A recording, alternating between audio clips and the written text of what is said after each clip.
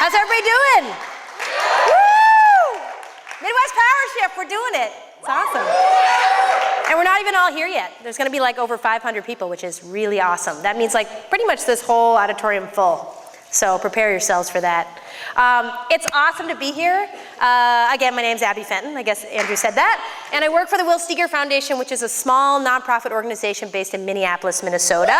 Minnesotans in the house. And I've been working with the Midwest Powershift Steering Committee for the past 4 months to prepare for this very event. And it's so exciting that that day is finally here. Like, we're all just totally fired up about it. And that you guys actually came, right? It's like, are they gonna come? And you guys actually came, which is so phenomenal. And watching you all during registration and just looking out at all of your faces right now, there are so many amazing people in this room. I mean, it's incredible. Like, the energy that you all have, the passion, the capacity, the intelligence, the vision, I mean, it's palpable. And so I want you to just take a minute to turn to someone you don't know, behind you, next to you, in front of you, and say hello and shake their hand.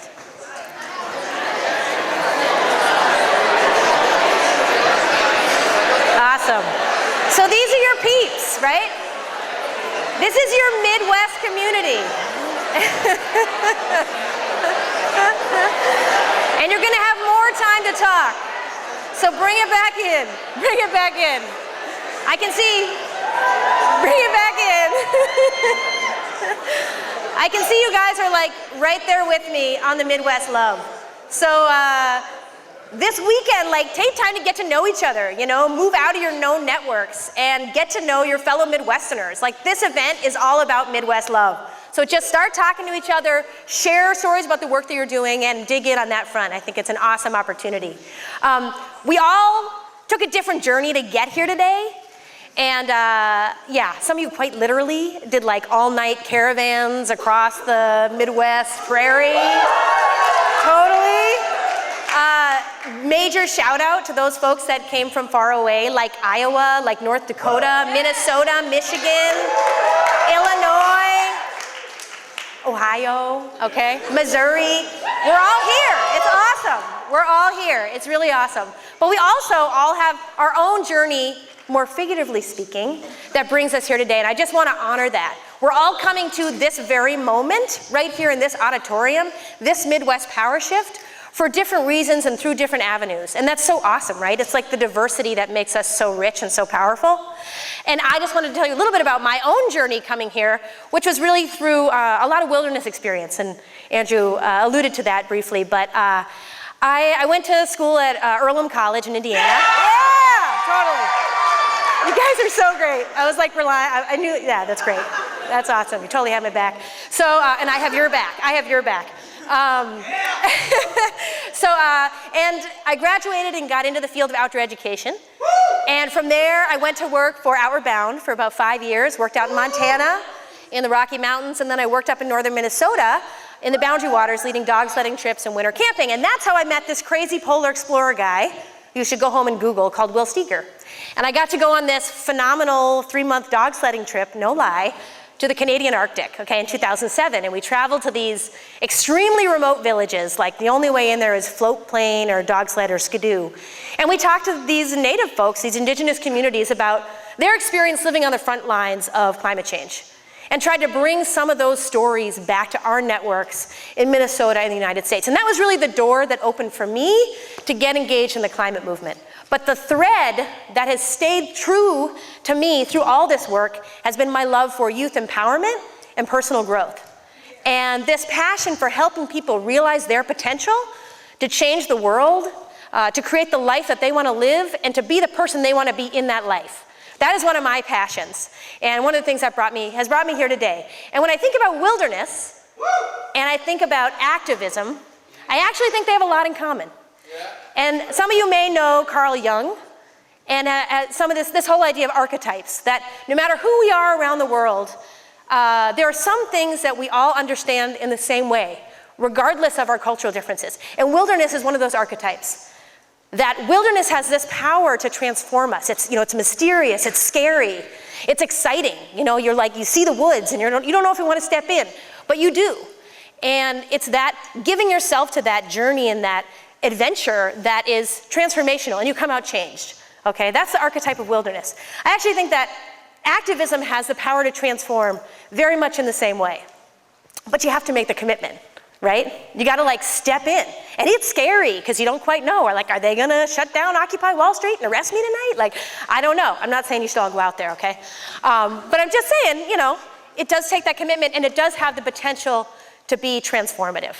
So what we hope for you for the next 3 days, counting today, is that you really give yourself to this experience, you know, with an open heart and an open mind, and you give yourself to the possibility that you might come back changed, or at the very least, more aware of what your potential is, what your capacity is, what your gifts are, what your passions are as part of this movement.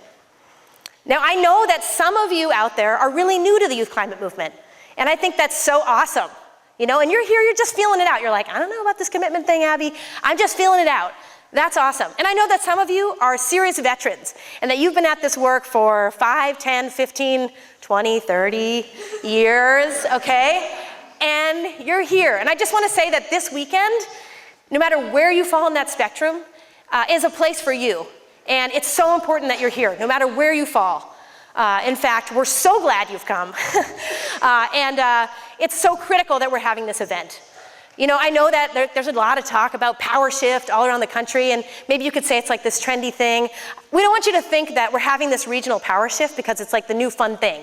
Like, we had national ones, we had state ones, and now we're just gonna have regional ones, and the Midwest wants to be like, you know, on the cutting edge. It's not at all trendy, it's like incredibly strategic. It's incredibly vital that we're here right now in the Midwest working on this issue. Because I think, as a lot of you know, most of you know, the Midwest is a critical player in the national and global climate struggle, right? I mean, the Midwest contributes to 25% of the total US greenhouse gas emissions, right? That's like substantial. That's a major bummer, okay? But it's also like, all right, let's get to work, all right? Okay, yeah. And 70% of our electrical power relies on coal here in the Midwest. Okay, sucks. Yeah, bad news, okay. Let's get to work, right? We've got major fights where the Midwest is the epicenter on the tar sands front, right? James Hansen calls tar sands and the Keystone XL pipeline game over for the climate, okay? That's gonna run right through our backyards, right through the center of the heartland. That's a major issue we need to organize on. Let's get to work on it, right? We got fracking. It's like open season for fracking. Totally unregulated. Let's just go for it. There's a massive land grab going on right here in Cleveland, right here in Ohio, in Pennsylvania, and creeping into other Midwest states. Let's get to work on it, right? Let's do something about it, okay? And it's not all bad news. There's a lot of awesome stuff that the Midwest has to offer in terms of solutions. I mean, we have incredible clean energy resources. We have solar, we have wind, we have amazing agricultural potential, right? We have these beautiful and aging industrial cities that have huge potential for reindustrialization, and we're not starting from scratch. That's the part I'm most excited about, okay? We didn't invite you here to like help us create a Midwest youth climate movement from the ground up.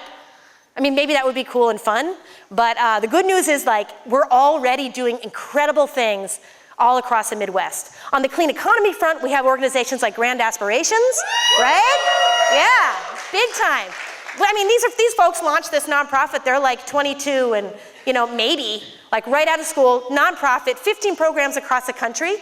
Yeah. Getting in there, working with frontline communities and revitalizing these communities. Green Economy Leadership Training in Michigan, amazing program, okay? Newer approaches right here in Cleveland, amazing things that are happening. We have the Campus Beyond Coal campaign that's shutting down coal plant after coal plant after coal plant after coal plant after coal plant after coal plant. It's incredible, right? The Midwest success stories are amazing. And then we have folks that are really pushing the environmental justice message into the mainstream environmental movement where it needs to be and where we all need to be. That's Little Village Environmental Justice Organization, Inner City Chicago. That's IEN, Indigenous Environmental Network, organizing Native youth in the Dakotas and Minnesota. And that's something we all need to be incorporating into all the work that we do on the climate front. So, 1 minute left. Tomorrow you're gonna wake up and there's gonna be this amazing array of workshops to plug into, okay?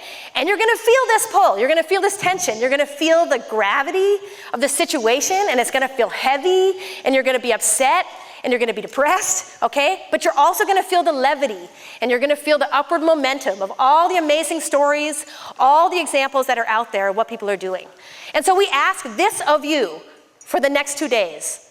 Be present, get in there, soak it all up, meet each other, build relationships. That's how you build a movement, is by authentic relationships, okay? Get pissed off, get angry, get emotional, and get organized, right? Okay? And lastly, we ask that you make a commitment.